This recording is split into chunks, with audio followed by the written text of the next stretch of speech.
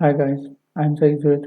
I'm Google certified professional and I wanted to talk about how to avoid Google ad suspension and ad rejection that usually occurs, and it has started occurring more and more as the time has passed.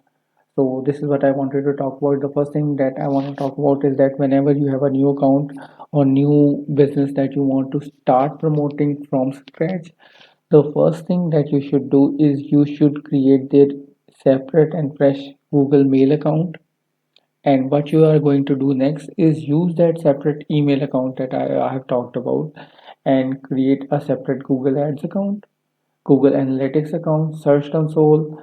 Maybe if they have Google Business, then that too. And if they are e-commerce business, then Merchant Center. And when you have all of these together, then you should connect them with website.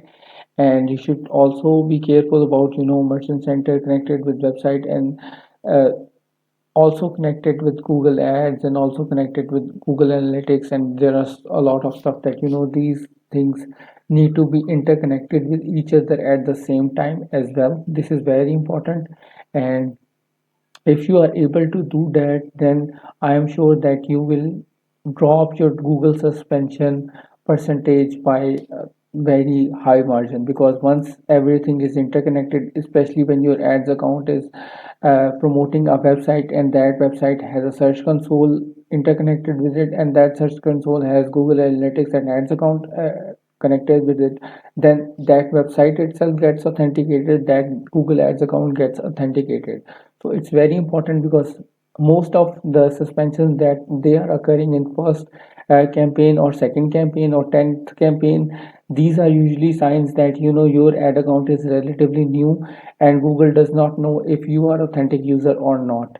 So it's very important that you interconnect everything, so that whenever a new person, or even you, when you start advertising on that, that will help you out, and that will decrease your chances of getting suspended. First thing first, and then second thing is uh, that I want you to talk about, even if you are running ads for some business that does not have a website. For example, there are a lot of people who like to run ads for their Facebook pages through Google. It happens and it is a doable thing, but even in that scenario, you should have a website that you should be connecting your Google Ads account to, and you should create this process and complete that process. It will help you a lot, trust me on this. And if you have a website and you are running an ad on it, you should always make sure that it has a good landing loading score. If that landing page does not have a good landing page score, then what happens is that if page speed is slow, then your ads can get rejected as well. So it's very important that your website is loading properly and Google does not suspects anything. Another thing is that usually it happens with when you have a client and he's based in different region, then this happens a lot, that what Google sees is that a person from Pakistan or India or Azerbaijan trying to run ad for someone in USA and using their card, because the card theft, that is very normal, and a lot of things are happening around that, so it automatically blocks it. So in order to avoid that, and even if you get blocked during that process, for example, if you have a client in China and you are running ads in Pakistan and this happens, then what you can do is you can write an email and Google will lift that suspension very immediately. And this has happened to me in past, so that's why I'm talking from experience, that you can get off the hook if you explain to them that you have a client and you are acting on behalf of them. So, and make sure, this point I have already covered, but I want to talk about this more. If you don't have your ads account interconnected, then you will not be able to see proper results. For example, if you have an e-commerce client, you won't be able to see the number of sales that you have done, especially through Google Shopping, if it's not interconnected with the website, if it's not interconnected with Google Ads. If you have a page, if you want to improve the page score and talk about it, then search console is the best option, especially in SEO. It's very important to have a properly connected search console. I have noticed that a lot of people don't have that, so it's very important. That's why I'm talking about it. And also make sure that you have right tools to interconnect everything, because usually if you have a Wix website or you have a Shopify website or you have other website, then interconnecting these things might require a third party tool. So make sure that you have a good third party tool that is helpful. If you have a WordPress website, then you should use SiteKit, that is from Google, and that will interconnect everything. I personally am using that, and it's very fine, and it helps you a lot, and it also eliminates any chances of error that can come along with it, because interconnecting all of these things, it's not just advertiser job, it can also be a programmer job, and it can also be a back end job. So these things can be very complicated, so it's better if you have a site tool to just do everything for you.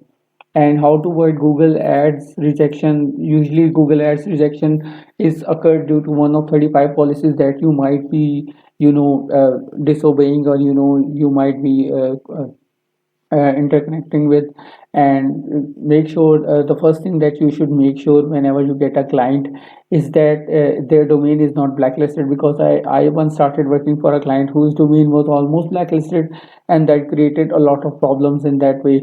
So blacklisting occurs usually when you are not, when you are either running false accounts, or you are trying to promote objects or products that are not legal per se, and stuff like that. So you should avoid working for them, especially running ads for them, because that is 100% case that your ad is not going to be approved, and that is 100% case where you won't be able to see good results. So it's better not to do that than to get in that trouble, and start getting rejections on your ad account, and that is going to be a big problem for you later. And make sure your ad does not contain, when you are writing an ad copy, make sure it does not contain brand images, brands, especially their names, because if you have brand names in ad copies, it's not doable. And especially when you have a capitalization on ad text, that is also not liked by Google. So you should be trying to avoid that in order to avoid ad rejection. Make sure that speed is optimized, because that also causes ad rejection. Make sure your landing page does not have redirect links, especially redirect links that are going outside the website. If you have a, for example, if you have a website that is for example, let's just say you are trying to promote cars, but some of your redirects are going to someplace else, that can also cause that can also cause a red flag to be raised, and then ultimately Google will be suspending your account. So make sure you don't have these type of issues before starting to run campaigns.